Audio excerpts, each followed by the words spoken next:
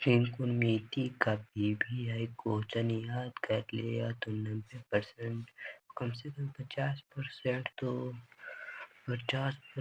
तो मैथ तो आराम से पार हो सकता है।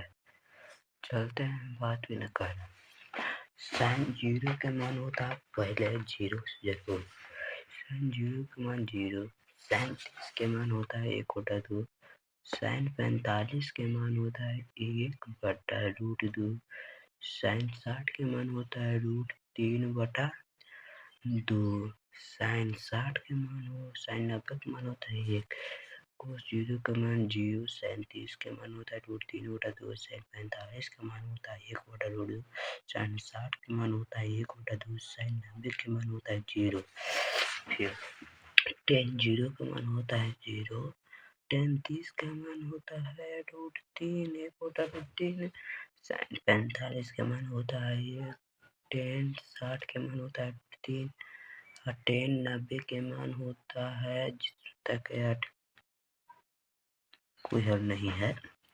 कोसेक 0 का मान होता है 8।